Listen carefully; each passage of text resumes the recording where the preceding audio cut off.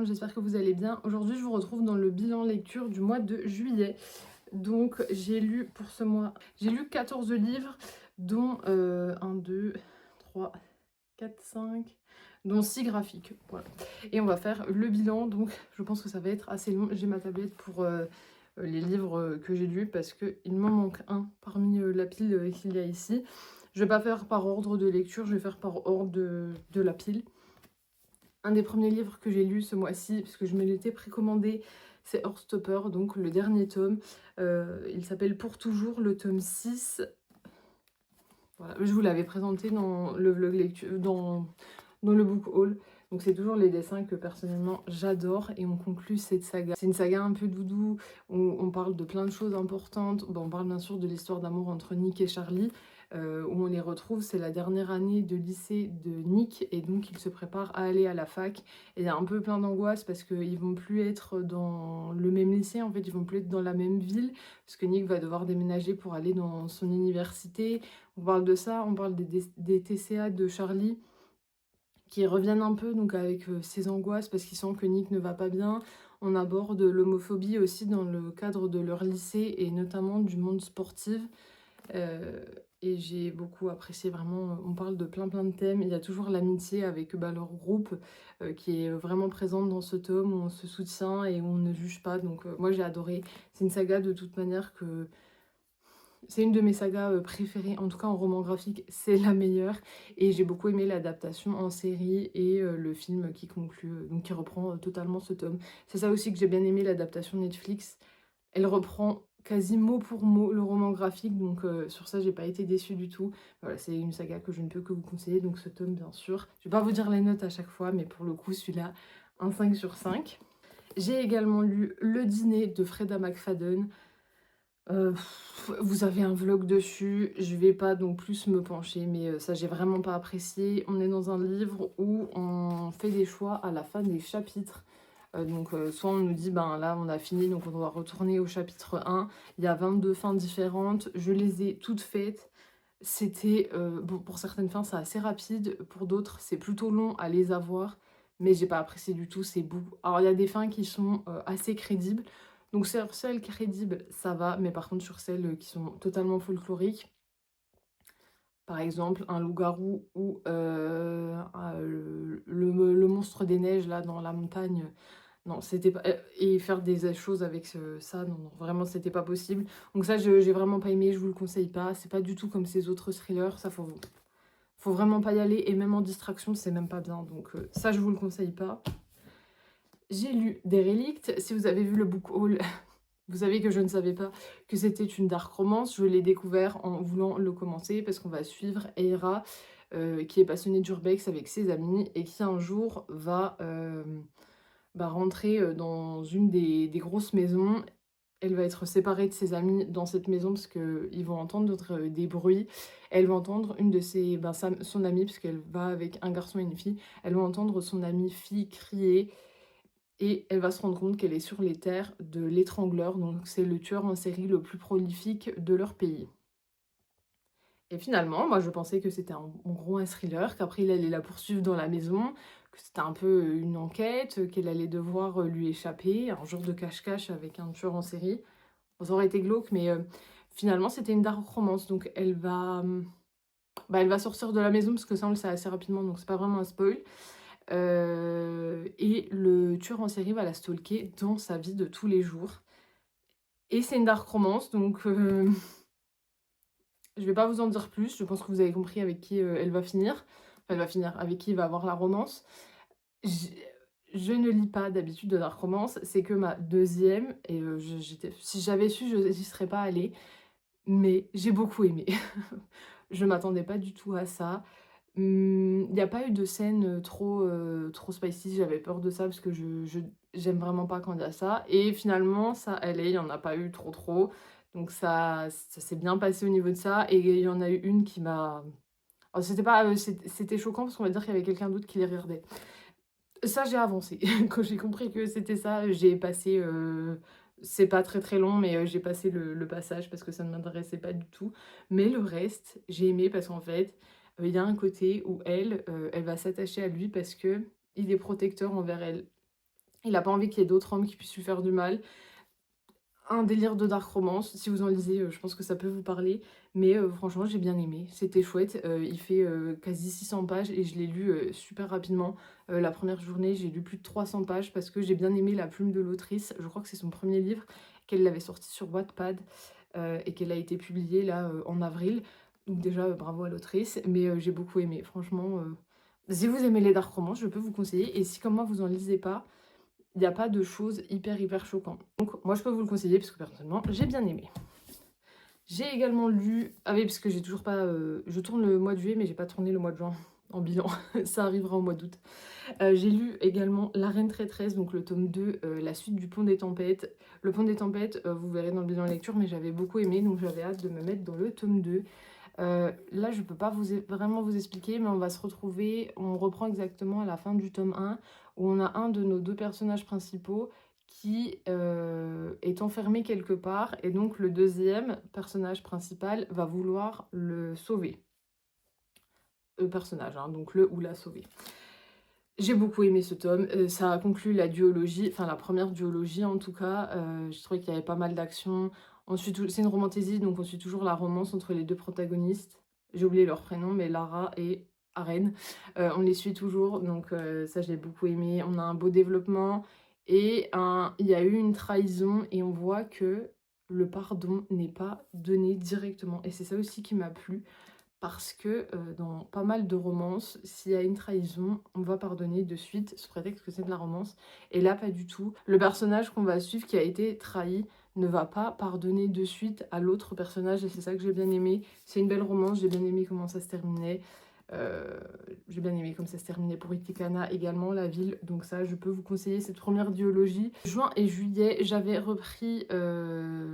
j'ai entamé une relecture des 3 premiers tomes de Hunger Games, donc pas les préquels, hein. Donc le tome 1, je l'ai lu en janvier, en juin, et j'ai lu donc le tome 2 en juillet. J'ai beaucoup aimé ce tome. Je pense que je le préfère encore plus que le tome 1, un peu comme le film, je préfère le film numéro 2. Bon bah là voilà, on a plein de choses qui se passent. Je vais pas vous faire l'affront de vous expliquer ce qui est Hunger Games, je pense que tout le monde connaît.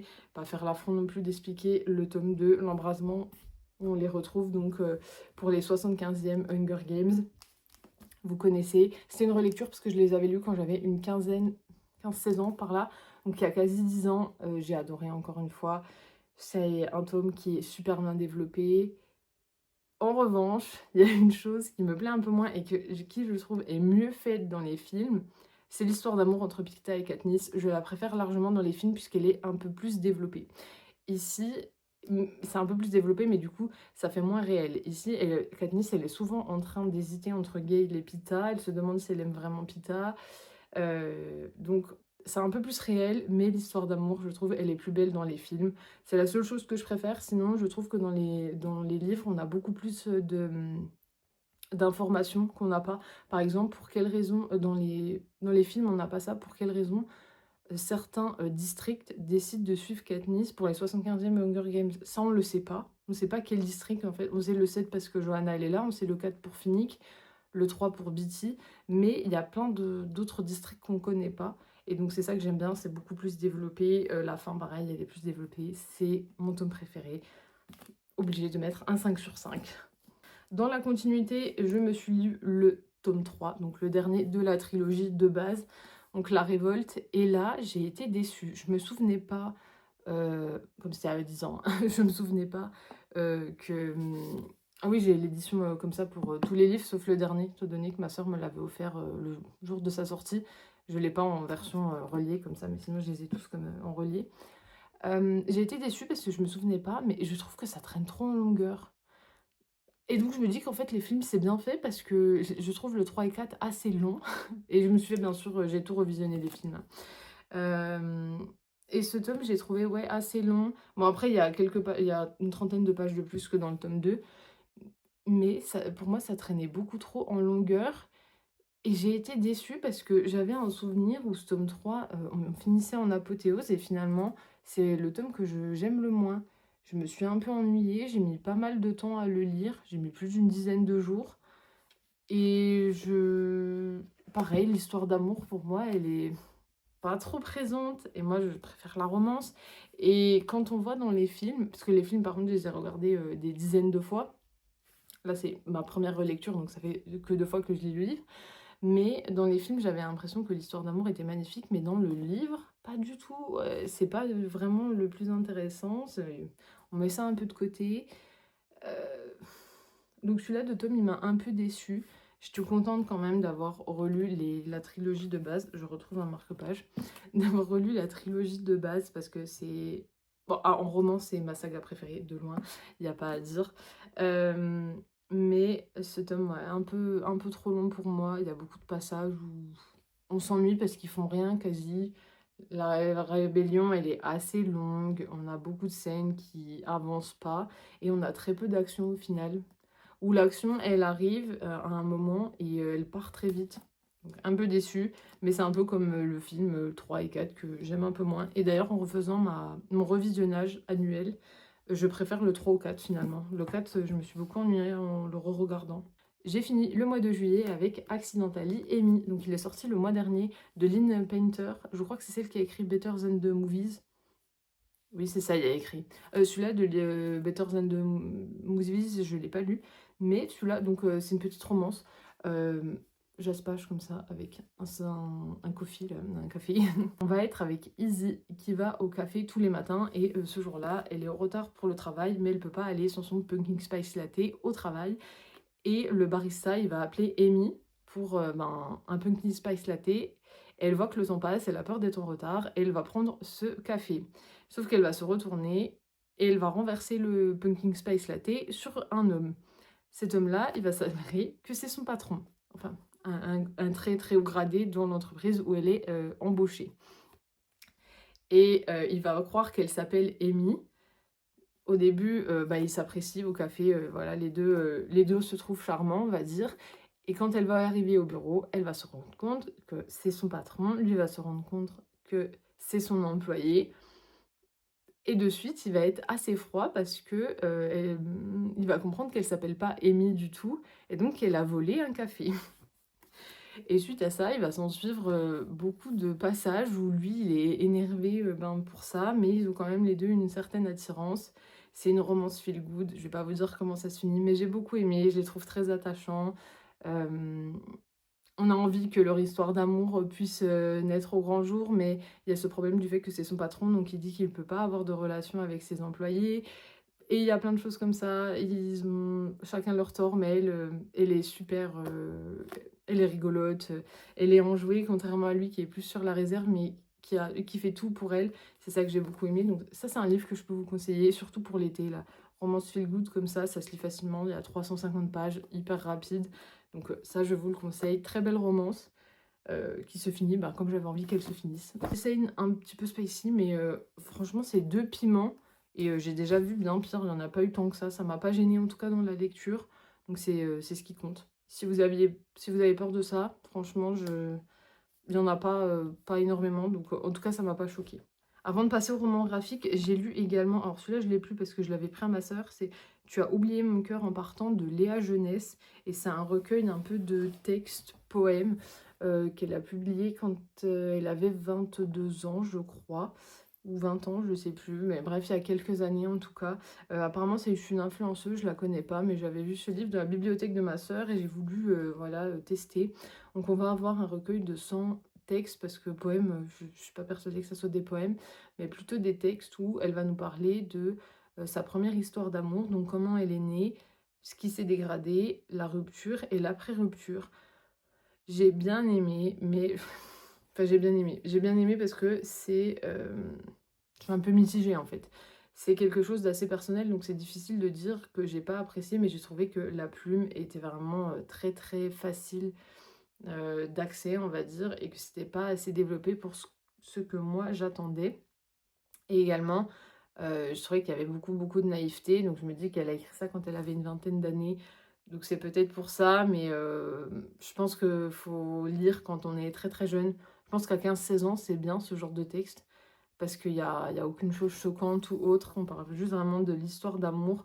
Mais en tant qu'adulte, c'est trop naïf pour moi. Donc Je peux vous le conseiller si vous êtes jeune. Après, si vous êtes adulte, je pense qu'il y a d'autres recueils de textes sur l'amour, la rupture ou autres qui pourront plus vous parler. On va continuer avec les romans graphiques. Tout d'abord, pareil, je l'ai plus avec moi, donc je l'ai plus avec moi, donc je peux pas vous le présenter, mais je vous le mettrai là. C'était le cas voyage de... Alors, j'arrive pas à lire sur Clara, et j'arrive pas à lire, en fait, sur la capture d'écran de Babelio. C'est un livre où on va suivre le voyage de Clara en Corée du Sud. Elle va partir pendant plusieurs mois là-bas et elle va nous conter un peu, elle dessine en fait, elle va nous conter un peu jour par jour ce qu'elle fait, où elle mange, les gens qu'elle rencontre. J'avais vu que c'était un peu un guide un peu touristique, on va dire, si on veut partir en Corée du Sud. J'ai bien aimé, mais de là à dire que c'est un guide, je trouve pas. Euh, c'est plus un peu, j'ai l'impression que c'était un peu du développement personnel où elle se rend compte que de voyager c'est bien, mais qu'on a besoin d'être avec aussi les autres. Bon, c'est pas ma tasse de thé. Je peux vous le conseiller si vous aimez la Corée du Sud, par contre, parce qu'on a des petits dessins qui font penser aux endroits qu'on a pu voir si vous avez déjà voyagé là-bas en vrai, ou en photo, ou dans les séries, ou dans les vidéos. Mais moi, je le relirai pas et c'est pas un livre que j'ai conservé d'ailleurs. Donc, personnellement, je vous le conseille pas. Et ensuite, on va passer au roman graphique que j'ai encore. Donc, déjà, il y a eu Ce qui séduit de Juliette Boutan. Voilà pour les dessins. De toute façon, je vous les ai montrés dans le book haul. On va être avec une femme qui va nous raconter ses expériences de dating sur Tinder notamment. Et elle va nous raconter donc, voilà, toutes les fois où elle a rencontré des hommes de Tinder et où ça s'est plutôt bien passé ou très très mal passé. Il y a une rencontre avec un masculiniste très, très angoissant. Il y en a un autre, ça va déboucher sur une belle histoire d'amour, mais elle va se rendre compte qu'il n'est pas très très honnête avec elle. Enfin, on a plein de choses et j'ai trouvé que c'était assez intéressant. Elle raconte donc 6 ans de Tinder et ce que ça a pu lui faire sur son ego, sur sa vie et sur sa façon de penser et de se percevoir elle-même. Donc ça, c'était pas trop mal. Je peux vous le conseiller, mais après, je pense que si les relations sur Internet, c'est un thème qui vous intéresse, c'est pas avec ça que vous aurez des questions, ça c'est plus... je pense qu'il y a un peu de prévention, certes, quand on voit notamment le masculiniste ou l'autre qui veut juste une relation d'un soir alors qu'elle, elle cherchait pas du tout ça. Ça peut faire un peu de prévention, mais c'est pas, c'est plus quand même rigolo sur certains points. Comme elle nous le montre, il y a un peu plus de choses drôles. Et par contre, elle nous parle aussi, il y a un moment où elle se sent forcée de faire des choses, donc trigger warning au cas où. J'ai lu La rafle d'Isieux, donc épisode de la Seconde Guerre mondiale. Voilà pour les dessins. J'aime bien ces dessins, franchement, je les trouve assez beaux. Épisode de la Seconde Guerre mondiale où on va être à Isieux. Du coup, c'est un petit village d'Auvergne de mémoire. La géographie, c'est pas mon fort. Dans ce village, il y a un centre qui a accueilli des réfugiés, donc notamment des réfugiés juifs. Et il y a un jour, il y a une rafle qui va être faite. Ils vont prendre 44 enfants et 7 adultes. Et de ça, il n'y a qu'un adulte qui va survivre de ce moment. Et donc, on va suivre ça. On va comprendre où ils sont partis, donc à Auschwitz. Et on va suivre le procès et les gens qui continuent à parler de ce moment de l'histoire que personnellement je connaissais pas. Et je dis que c'est en Auvergne, de mémoire c'est soit en Alpes soit Auvergne. On va dire que c'est cette région-là. Et on va voir le procès de Klaus Barbie parce que c'est lui qui avait organisé ça comme il était sur la région lyonnaise. C'est lui qui avait organisé cette rafle. Donc super important et j'aime beaucoup moi lire des romans graphiques sur cette période de la Seconde Guerre mondiale parce que ça permet d'apprendre le plus possible. Là j'en avais jamais entendu parler, donc en quelques heures, suivant la vitesse de lecture, on peut apprendre un moment de l'histoire et ce qui s'est passé. C'est important de ne pas oublier pour ne pas que ça se reproduise, surtout pendant ces temps. Ensuite, j'ai lu Seigneur de Lou Luby. Lou Luby, j'ai déjà lu la plupart de ses romans graphiques. J'adore sa patte de dessin. Je trouve super. Et donc Seigneur, j'ai expliqué ce que c'était dans le book haul, mais on va être en fait Seigneur, c'est un monde où il y a les humains et il y a les vampires, et le monde est dirigé par les vampires, par et pour les vampires. Et les seigneurs, en gros, c'est ceux qui vont commettre des agressions parce qu'ils vont venir mordre dans le cou. C'est une allégorie du monde patriarcal sur les agresseurs, puisque à 97% du temps, c'est des hommes. Donc, du coup, voilà, on va nous parler de ça. Et on va mettre en avant les vampires pour faire un parallèle avec le monde dans lequel nous on vit sans vraiment le dire, mais dedans on a des vrais chiffres. Et derrière en fait on va être avec ce garçon qui a été saigné, qui a été agressé par un vampire. Il va aller à la pharmacie et la pharmacienne va lui dire est-ce que vous portiez une écharpe? Voilà, donc représentation totale du monde actuel où quand certaines femmes vont dans des commissariats, on leur demande comment elles étaient habillées. Super important d'en parler, et je pense que cette version avec les vampires peut être lue par des adolescentes pour parler des violences sexuelles et sexistes dans le monde dans lequel on vit actuellement, sans pour autant dire directement. Voilà. Donc je pense que c'est bien pour tout âge, et BD que bien sûr je peux vous conseiller. Et en fait on va avoir ces 3 personnages, parce que j'ai pas vraiment plus détaillé, qui sont en colocation. Elle, on va dire qu'elle aime vraiment pas les vampires. Elle se bat vraiment contre eux. Elle est plus ouverte d'esprit avec les vampires, et lui, c'est celui qui va être agressé, et donc elles vont être là pour lui, pour le soutenir d'une certaine manière, mais en tout cas super important. Ça, bien sûr, 5 sur 5. J'ai lu également Les Cœurs Insolents de Ovidie et Audrey Lenné, dans ce roman graphique. Voilà pour les dessins. J'ai même eu les dessins d'avant perso. On va être avec Ovidie qui revit en fait, qui nous représente les années 90 dans laquelle elle avait une vingtaine d'années. À cette époque, on commençait à nous parler des violences sexistes, sexuelles, et les premières manifestations politisées par rapport à tout ça. Elle va décrire ce qui se passait quand elle allait manifester, ce qui s'est passé pour elle, ce qu'elle n'a pas voulu forcément dire, les agressions sexuelles, enfin, livre très très important. Ça permet de savoir d'où on vient, et que le combat contre les VSS, il date il y a finalement pas très très longtemps, seulement commencé à en parler dans les années 90, alors que ça a toujours existé. Et on voit que finalement ça n'avance pas vraiment quand on regarde ce qui peut se passer actuellement. Quand on regarde autour de nous, on voit que finalement ça n'a pas trop évolué. Donc voilà, ce livre intéressant, j'ai bien aimé voir comment ça se passait dans une époque que j'ai pas connue, parce que je suis née fin 99, mais voilà, c'est important de savoir comment ça se passait, et voir finalement que tout n'a pas vraiment changé. J'ai lu également Beneath the Trees, Rite of Spring, donc c'est le tome 2.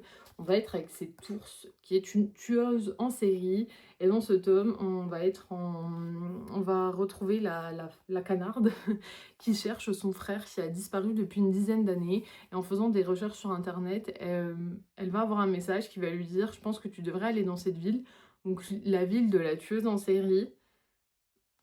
Et je peux pas vous en dire plus, mais voilà, la canarde, elle va aller là-bas. Et ça part vraiment en cacahuète. Alors, autant le tome 1, c'était très glauque, hein, de... Ah, je vous ai pas montré les dessins. Ah, voilà. Pareil, les dessins, j'aime pas, hein, perso, c'est pas du tout ma cam, mais bravo à l'artiste en même, enfin, au dessinateur, à l'auteur. C'est pas du tout, ma cam pour les dessins, mais autant le tome 1, j'avais bien aimé parce que c'était glauque, mais c'était quand même un peu rigolo. Mais alors là, je pense qu'il faut être quand même préparé, parce qu'on a des scènes qui sont très très gore, où quand elle découpe des cadavres.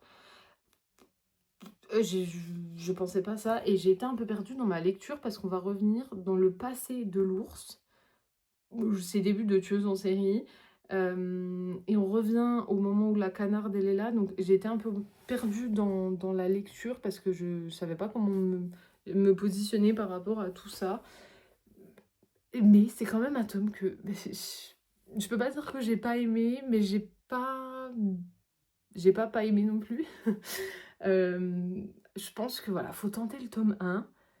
Si le tome 1 vous avez bien aimé, ben lisez le tome 2, mais attention parce que vraiment, elle fait beaucoup de massacres dans ce tome.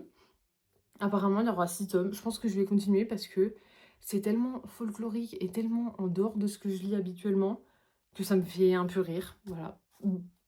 Lecture un peu bizarre, mais tentez.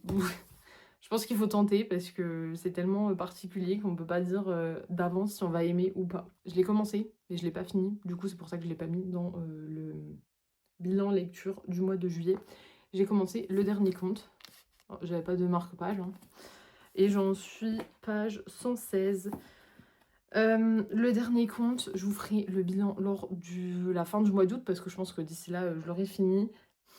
Page 116, pour l'instant, je suis vraiment pas convaincue. Le tome 1, Pomme d'or, où on va être avec Ariane, qui est une fée dans le monde dans un monde de contes de fées. Et elle va aller, on va dire, à Disneyland. Elle va chercher un héros parce qu'elle pense que Disneyland, il y a encore les vrais héros, les vraies princesses, parce que le monde des contes de fées est en train de mourir. Et si elle trouve pas un héros et une héroïne pour sauver le monde des contes de fées dans lequel elle vit, le monde va s'éteindre. Et par conséquent, tout le monde qui vit dans son monde va mourir également. Elle va aller là-bas, elle va tomber sur Warren lors d'un accident de voiture dans Autopia. Globalement, si on se base sur Disneyland, c'est un accident à Autopia. Et elle va le prendre lui. Et là, ça n'a pas encore commencé. Elle l'a pris et elle lui a expliqué ce qui s'était passé, mais pour l'instant, j'en suis là. Elle veut faire de lui un héros. Après, je me dis, comme c'est une saga en 4 tomes, c'est peut-être pour ça que c'était un peu plus long. Mais pour l'instant, je suis pas complètement dedans. Je l'ai vu beaucoup passer, mais je suis un peu déçue. Moi, il me reste 250 pages, donc à voir comment ça avance après. Mais pour l'instant, pas hyper convaincue. Voilà pour ce mois de juillet. Donc j'ai quand même de belles lectures, mis à part le dîner, que j'ai vraiment pas aimé. Le reste, je suis en train de regarder, c'était quand même de très belles lectures.